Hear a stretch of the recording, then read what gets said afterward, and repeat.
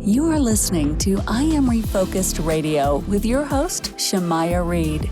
This show is designed to inspire you to live your purpose and regain your focus. And now, here's your host, Sha'Carri Reed. Hey, welcome to I Am Refocused Radio. We're here once again. Today, we have another special guest. We're going to talk to former NBA player, Coach Ray Scott.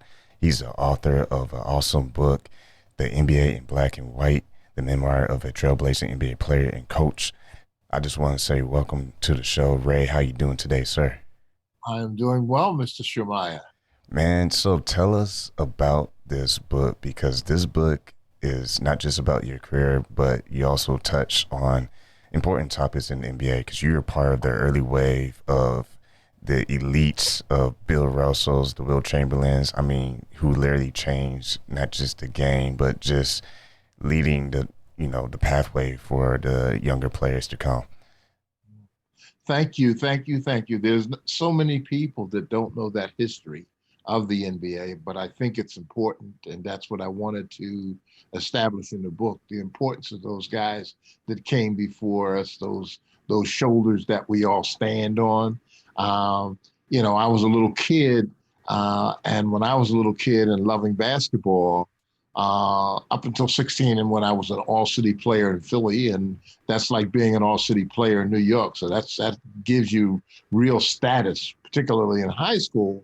But there was the NBA. They had just come into being in 1947, but in the 50s, they had drafted 3 African Americans, one in New York. Well, he wasn't drafted. He actually signed a contract from the Harlem Globetrotters, and that was Sweetwater Clifton. And then there was Chuck Cooper out of Duquesne in Pittsburgh. He was an All-American, and he was drafted by the Boston Celtics. And the third player drafted was a guy by the name of Earl Lloyd from an HBCU, or in those days it was just called a quote-unquote black school, but it became the HBCU. So Earl Lloyd was drafted in Washington. And those were the 3 players that first graced the NBA floor as African Americans in a league that had 8 teams.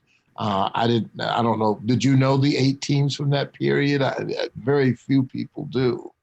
And I'll give you a quick rundown so people will have a basis of the area that this all started in. It started in Syracuse at that time. Syracuse, Washington. I'm sorry, it wasn't Syracuse, it was Washington. That's where Earl Lloyd was. But Boston, New York, Philadelphia, and then over in the West, St. Louis.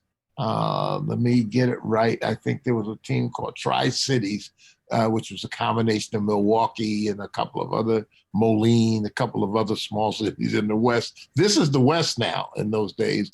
And Fort Wayne Pistons, and the Rochester Royals. And so it was a strange kind of movement there at that time with respect to the teams. But what was important was the players. And so those 3 players, that's who people saw on the court. And they were soon to see a player by the name of Maurice Stokes in the middle 50s, kid from St. Francis. So he was the 4th player. So that was the impact. That was who the spectators were seeing. They didn't know them primarily because the league was made up of all Americans. But the league changed, as you alluded to, with the 1956 draft of Bill Russell, and then came Elgin Baylor. And then came,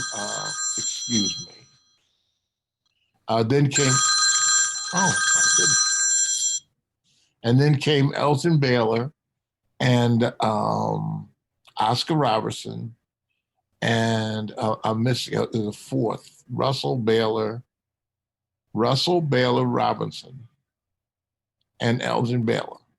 Russell Baylor. I'm missing a player. It'll come to me, man. My mind. Boy, the 80-year-old mind amazes me. Anyway, but there were the 4 players that really built the NBA. And they were so highly skilled that the NBA just became a major league. That made them a major league, coming out of college being All-Americans and all of the hoopla that came with them. So that was good for the NBA, having those 4 African-American players who really, really, really were like something you would never see again. And then it moved on to the 60s. And it's important in the 60s to recognize, and you're a young man, but in the 60s, that was the advent of John Fitzgerald Kennedy as president. And what he said in that parallel time to the NBA starting and being prominent, and now here comes John Fitzgerald Kennedy saying, I want our country to no longer be exclusive of the American Negro. I want our country to be inclusive.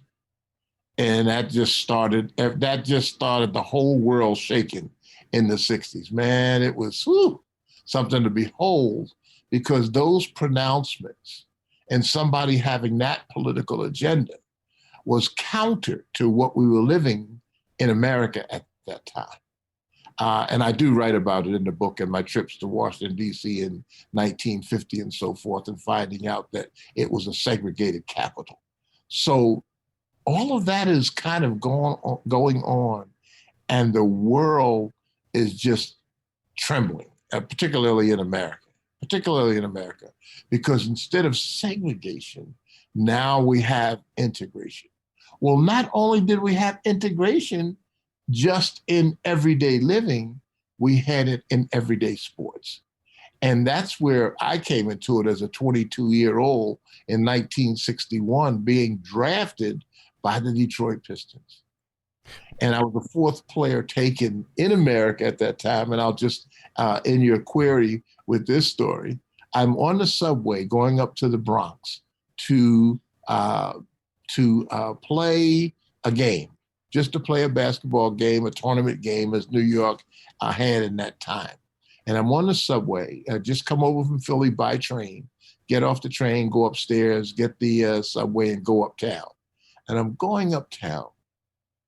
I said, I'll stop and get a paper and see what happened with the draft today. I don't know where I might have been drafted at the 2nd round or the 3rd round. So I get the paper and I'm sitting on the subway and I said, oh, this is great. So the first player drafted was Wilt Bellamy from Indiana. And the second player drafted was Tom Stith from St. Bonaventure, New York kid, great player. Third player drafted was Larry Siegfried from Cincinnati, that played with Jerry Lucas and John Havlicek and that championship group there. And the 4th player drafted as a Detroit Piston was me. And I let out a scream on the subway. And of course, it startled everyone. So everyone looked to see where the scream came from. But being a Philly kid, I said, uh-oh, I could be in trouble. So I was looking around with everyone else to see who it was that screamed. So I got away with it. Once again, I want to say real quick, thank you so much for taking time to be schedule, Ray Scott, for being on here today, talking to us about your amazing book, The NBA in Black and White, the memoir of a trailblazing NBA player and coach. I also want to tie in real quick that you were also first Black coach named NBA Coach of the Year in 1974. So I just want to say thank you. My time is up, but thank you once again, Ray Scott. Thank you, my friend, and hope to speak to you again.